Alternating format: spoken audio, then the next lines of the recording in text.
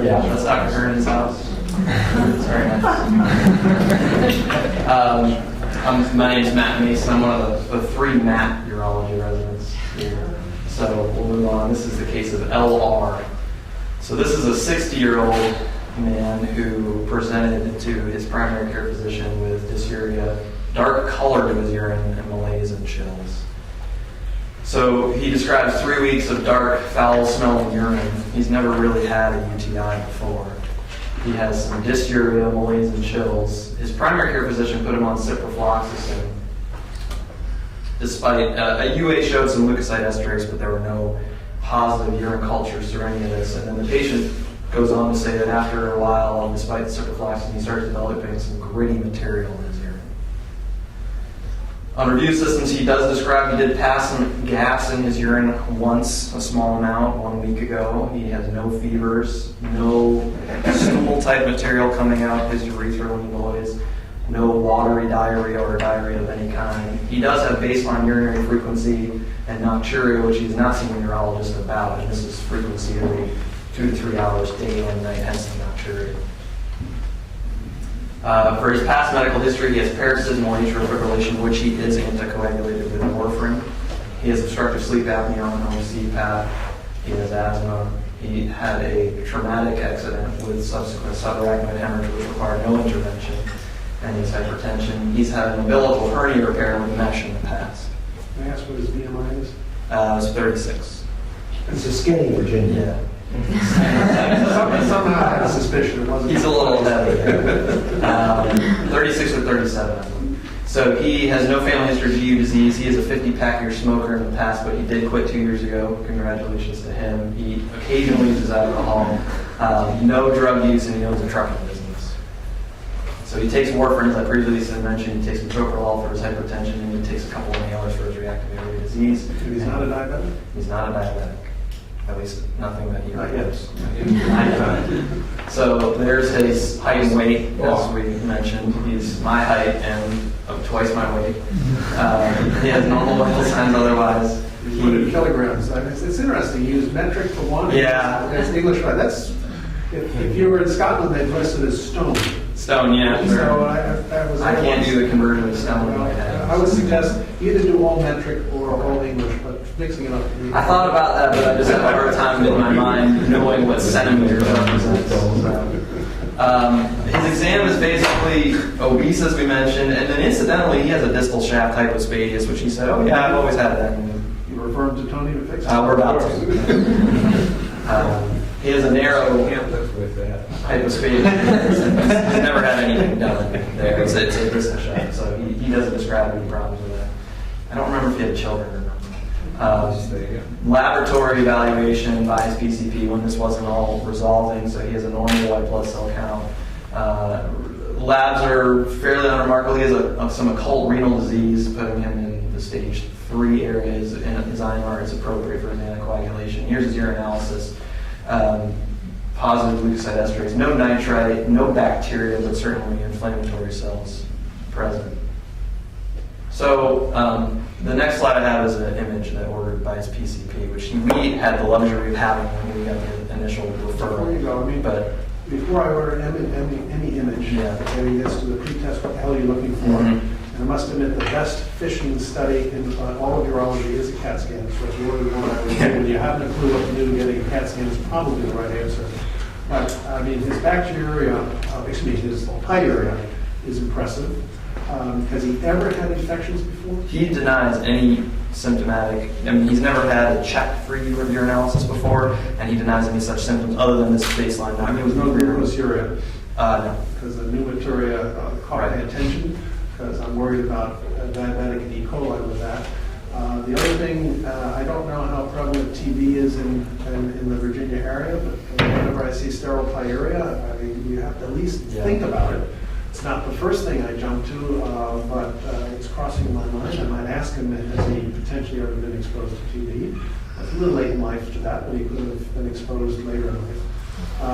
His That's exam. another best case. Pardon? That's another best case. Fair enough. All right, exam? Did you tell me his rectal exam? Yeah, the rectal exam, he had a mildly enlarged prostate, nothing tender.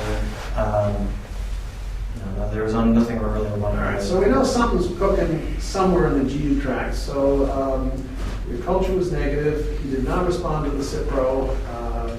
I'm not that impressed with his irritated avoidance symptoms. I would have expected more if it was a cystitis. Well, and those irritated avoidance symptoms, maybe I didn't make that clear, but that's something he's had for years. Right, That's so what you're pre-existed telling and me, hasn't this is your changed. baseline guy who has a couple of cups of coffee and has a bit, gets up with it. So again, I'm not hearing the cystitis from your presentation, so I have to think higher up in the urinary tract. So if you're ordering a CT with or without contrast, I'm all for that. And whether you find a stone up there or not, who knows? But let's see what you get. An abscess, well, prostate abscess, but I have to think about two sites, either kidneys or prostate as a problem. Yeah.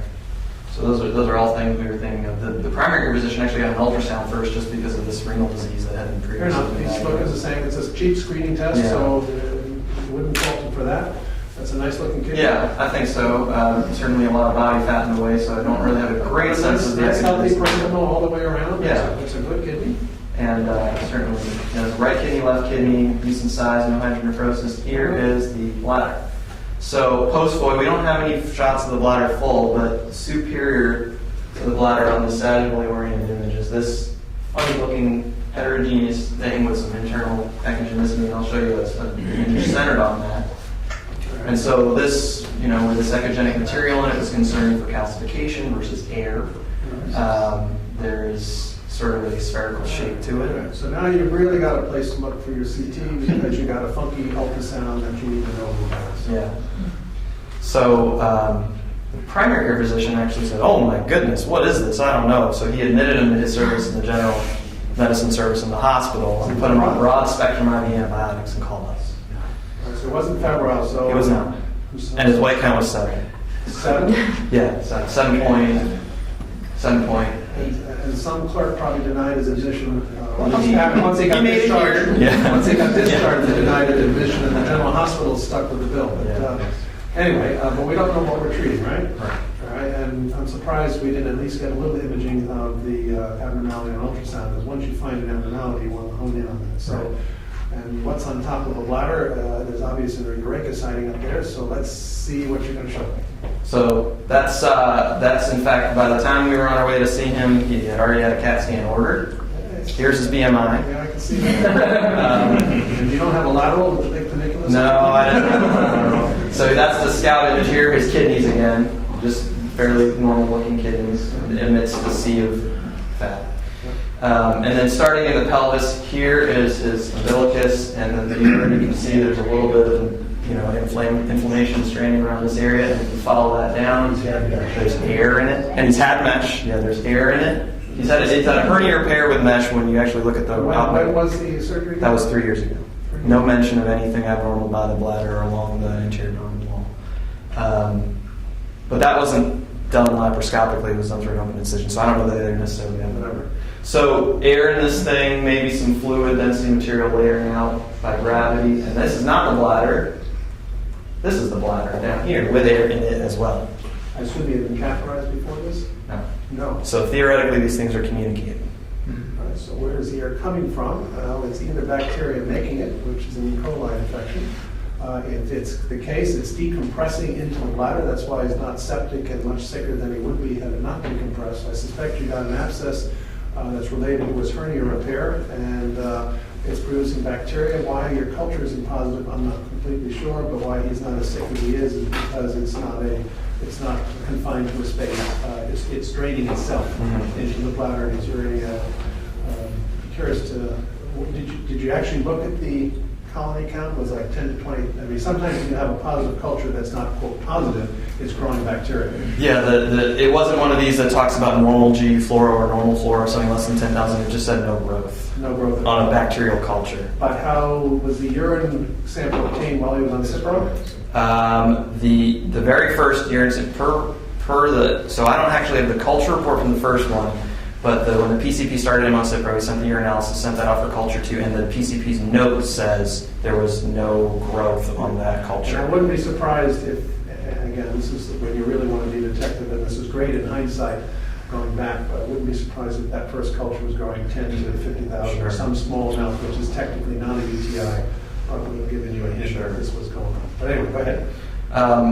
So with him in the hospital, we thought it might be good to just take a look in his bladder. And so we brought a flexible cystoscope into him, but given his... So you called Tony to fix the hypostasis for us. Do you remember that? So we couldn't do that just at the bedside. So we did just take him to the OR for some sedation, and we didn't have to do a meatotomy. We just gently dilate. Its mean was probably 14 French, and so we were able to get a 17 French scope in just for a little passive dilation, and did a cystoscopy and a cystogram. So looking in, this is an image of the dome of his bladder. You can see the bubbles there by gravity, and this was a mounded... What kind of a cystitis or at least edematous? Yes. Certainly the urine or the mucosa appeared Not normal. erythematous, and then there was this one little area. Let me point, but this one little area right here with some. We didn't know if it was fibrinous debris or something that had leaked, and so we took the opportunity with him asleep to push on his abdomen. Ah, yes, a little bimanual palpation. While we looked. And it squirted out. And it squirted out at us from both down there and up here. There were two little places. And all this stuff started. Yeah. So This is for the folks. Is the sound effect going up? yeah, this video actually had. It's going to be on YouTube. This is getting broadcast nationwide. So the video actually had audio from the people in the room. Did that. But that happened. And here's the cystogram, which was normal. So interestingly, contrast didn't go into this thing. Those little ostia were so small that I'm not that surprised. We sent a culture from the fluid that came out, but this was in the context of cysto-irrigation, so that column count was probably diluted. But it was Candida, which is interesting, especially with the air-forming infection. I'm surprised Canada, just because it's usually a organism that grows after someone's been either immunocompromised or been on antibiotics forever, and he's not had that history. Yeah, and the mesh hernia repair was so long ago that I can't necessarily say that colonized this or anything like that. You'd like to think it was related. I don't know if it's urachal cyst or maybe an injury at the time of his umbilical hernia repair. All right, it was It's not quite the classic for urachal cyst, but bottom line is you've got a abscess, and this is one of the most basic surgical principles that we have proven. It's got to be drained or incised. So you did do this, or you called the general surgeon? No, we did it. Well, unfortunately, we didn't go right away because he was on warfarin. And he got a dose of fluconazole once in the hospital, and he was doing fine. Remember, he had no fevers, no white count, anything. So we let him go home without continuous antibiotic therapy, just in time to stop his Coumadin and come back 2 weeks later. And we did this robotically, actually. We were able to do the laparoscopy. We did a partial cystectomy of the very dome of the bladder. Unfortunately, because of that mesh, the bladder and the abdominal wall were sort of intimately adherent to this mesh, but we were able to get it off. And just out of curiosity, what was? I know the robot is fun. What did you really gain from doing this robotically? as opposed to open or as opposed to laparoscopically? More open because you're going right around his previous umbilical hernia. I don't think you would have had to make a particularly good decision here because the abscess looked like it was right under the skin. Yes, you've got a huge fat wall. Right. And I could argue avoiding a big fat wall is a big plus because the likelihood of an infection of that is high. Mm-hmm. And if you're telling me the hole would have been too big to do open, then it makes sense. That was one thought was that given his fat wall, it would have made us require a much larger incision. But additionally, with this mesh, which we didn't have a good understanding of how big this was, coming from an area, right, and looking from underneath. That makes sense. Yeah, there's two. There's one is a lot of the partial cystectomies really are very easy robotically, but one of the things we're appreciating when you have a high-risk patient with male obesity, smoker, the chance of a wound infection, because it's are high, and at UVA, robotically, you get them off in less than 24 hours. So nosocomial infections, which are a problem everywhere, drops. So even if like for prostatectomy, if it's a difference of a half a day, you got all those are probably stuff the problem. So our goal, get them out so quick, and you do that with robotics. They're out. I mean, and open surgery, this guy's here for 3-4 days. I mean, Because you're in the valley. I would know. agree with you. They added the ergonomically. I mean, the robot, for all the flaws, I still think there's the surgeon, there's the approach. Well, my quick concern is only when you deal with a BMI this high and with the steep position, it becomes more of an anesthetic risk. So weighing all these pieces, I just wanted to know what your thought process was. But I think a good argument made that you go around the mesh rather than through the mesh. And since your abscess is under the mesh, you can come around, attack it, and remove it. How did you take and how did you cut out and remove without spilling Canada everywhere? We put it in a bag, after this little partial cystectomy section. So you were able to cut around the whole abscess and take a segment of the bladder with it, free it off of the mesh, and then free the colon off of it. Unfortunately, the signaling had come and stuck itself to it. But we were able to. Because of inflammation. We did unfortunately get into it once during that section towards the end, and been thoroughly irrigated. It probably would have thrown it open also, because these things stick to it's inflammation, and it all sticks more than you think. But in general, when somebody's had mesh for any hernia repair, I find going underneath the robotic approach a lot less traumatic and easier to perform. I mean, it's a prostatectomy, that's been shown on series. If you have a difficult open case with mesh and hernia is really, this is no additional time. I think this makes sense, and that's why I pushed a little bit, because as you know, I don't know about you, and I, for the first time in seeing in Connecticut ads for, have you had robotic surgery? Have you had a complication? Call this website. And it almost blew me away the first time I saw that on 6 o'clock news. So the backlash against the robot and the surgery, the lawyers who were out feeding on this is huge. And there was a very large article in the New York Times about Intuitive Surgical and their mentoring process, and of a disaster out in Seattle of a guy who'd done 3 radicals and then literally did a 300 BMI 36 radical prostatectomy, and the guy eventually died, but after renal failure, colostomy, every single complication known to man, and we're questioning who is pushing this and why. So there might be a little more challenge to this going forward as they go after the hysterectomy market. Anyway, good case. So he did fine. You see these routinely in your clinic? We just did another one 2 weeks ago. That was a female. We did that one open. And aside from that, I can't think of any more. I've done 2.